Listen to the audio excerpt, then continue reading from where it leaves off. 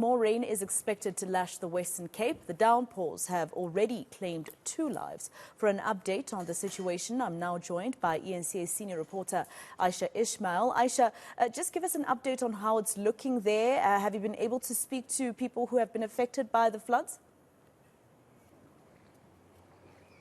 Well, I find myself in an area in Macassar, and this area is called Seven-de-Laan, and I'm just going to ask my colleague Mario just to show you the extent of the flooding here in this area.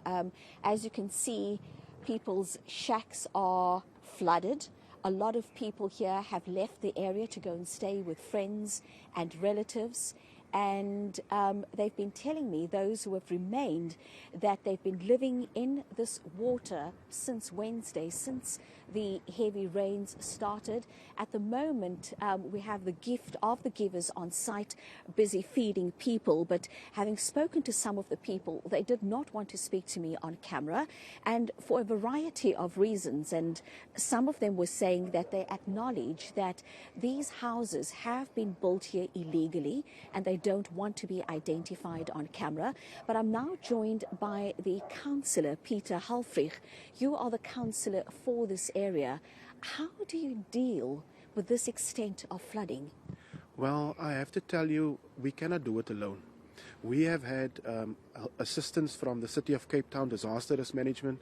We have had assistance from the City of Cape Town Fire Services to evacuate people, but also to see what type of assistance they need.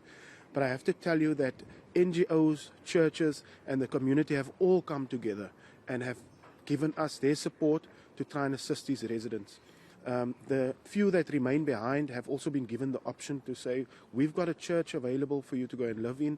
We're going to set up the church to make them as comfortable as possible. But really the support from the community and all of these NGOs is really what has helped us through this period. So this land here in Macassar called Sunflay, this is agricultural land. How did it come about that there are so many houses here? This is definitely agricultural land. This is also right in a floodplain. So, whenever you need to build, you need to go through the formal process of applying and getting approval to build structures. Unfortunately, these residents did not do that. Also, it would never have been approved because this is exactly where the Easter River and the Kales River come together. It is perhaps, I think, the worst place ever to build any homes within our area of Macassar. And so obviously we all get these weather reports, and as the councillor and as councillors for the City of Cape Town, do you inform the residents that there's going to be heavy rains and flooding, and so giving them an option to move to avoid what's been happening here? Absolutely. Our disaster risk management has been very active and proactive around that.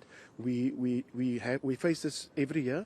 And every year beforehand we go out, our disaster risk management informs residents, we knock on doors, we tell them that it's time for you to allow us to evacuate you from the area, and there are churches and so on that will assist. Some people move to their families, others decide to stay for a variety of reasons, but the option is still there. Thank you so much for your time. And that's the councillor for this area here in Macassar. This area is called Sunflay, Seven-de-Laan.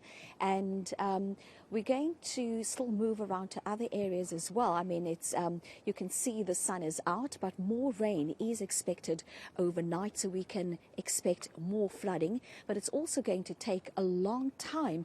As you can see, I'm almost knee deep in the water. It's going to take a while for this water to clear up. Not only here, but you can imagine what it's like in other informal settlements across the Western Cape. All right, Ayesha Ismail with that report. Let's leave it there for now.